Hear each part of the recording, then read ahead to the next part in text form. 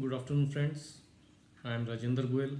I am a practicing advocate in Punjab and Haryana High Court, Chandigarh for the last more than 29 years.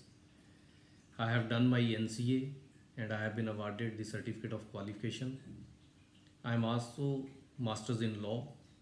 In the last session, I discussed about Chapter 1, which deals with feudalism, the tenurial system, and with regard to some portion about real property and personal property. Now, today I am going to discuss with you and making a brief introduction with regard to chapter 2, which deals with boundaries. As per the syllabus, the chapter 2, as far as it is concerned, it says that land is a three-dimensional concept. The law must define not just the surface boundaries but also the upper and lower limits, that is airspace and the subsurface rights. As far as the airspace and subsurface rights that are dealt with in judgment Dido versus Alberta Power Limited, and below the surface that has been dealt with in the judgment Edwards versus Sims. And the next would be mines and minerals. And then the lateral boundaries, which says land bounded by land, legal descriptions, mistaken improvements, lateral and vertical sport, and land bounded by waters. And the next, of course, would be the fixtures. Now, as far as the chapter boundaries is concerned, I would say that boundaries is of two types. One is vertical and other is horizontal, which we also say is lateral. Now, vertical covers above and below the surface, whereas horizontal, which is lateral, that covers land to land and land to water. Now, as per the syllabus also, the jurisprudence in this area of law has been influenced by the maximum, that is Latin maximum, which maybe I am pronouncing differently. It is cujos est solum ejus est usec ad colum et ad inferiors, which in the common simple language would mean that owner of a piece of land owns everything above and below it to an indefinite extent.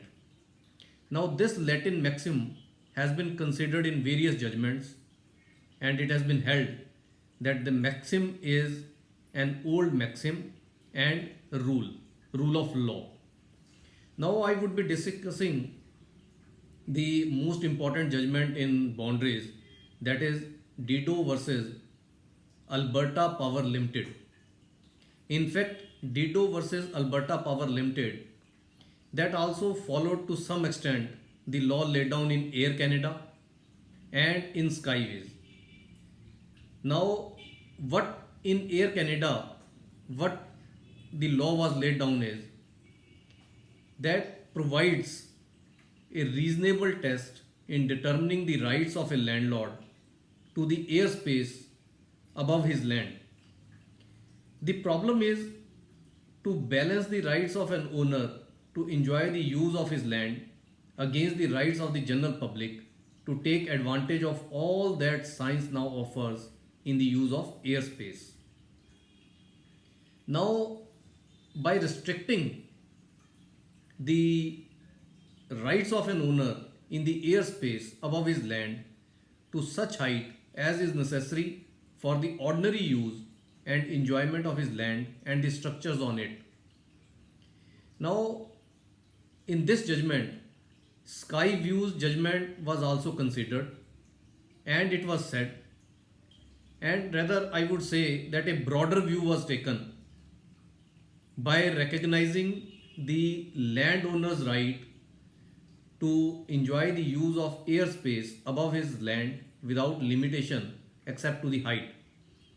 Beyond the height necessary for the landowner's use, the airspace becomes a public domain.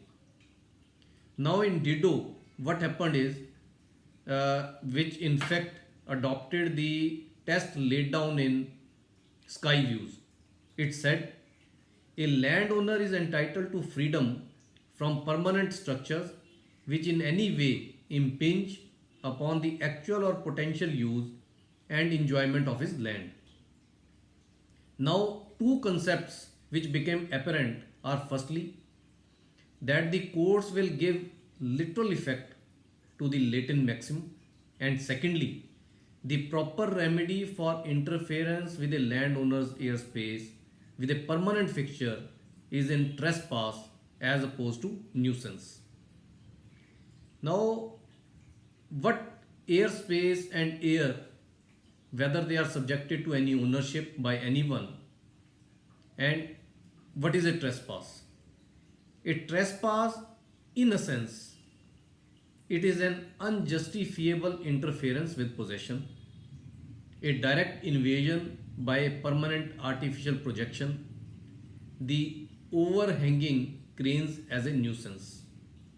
Now, the next law was laid down in Edwards versus Sims with regard to surface rights. It has been held the true principle should be announced to the effect that a man who owns the surface without reservation owns not only the land itself but everything upon, above, or under it which he may use for his profit or pleasure and which he may subject to his domain and control.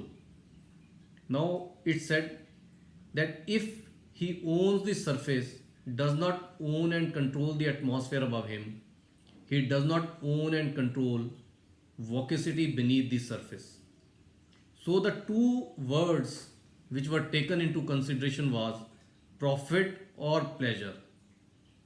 That it said a man who owns land does in truth and in fact own everything from zenith to nadir, but only for the use that he can make of it for his own profit or pleasure. He owns nothing which he cannot subject to his dominion. Like a cave or cavern should belong absolutely to him who owns its entrance, and this ownership should extend even to its utmost riches if he has explored and connected these riches with the entrance. It was held that it is said that the owner of a reality, unless there has been a division of estate, is entitled to free and unfettered control of his own land above, upon, and beneath the surface. So, whatever is in direct line between the surface of the land and the center of the earth belongs to the owner of the surface. The principle which has been laid down in this case was the right of a property owner is not absolute, and that courts will, in rare instances, find exceptions to common law historical maxims. Thank you.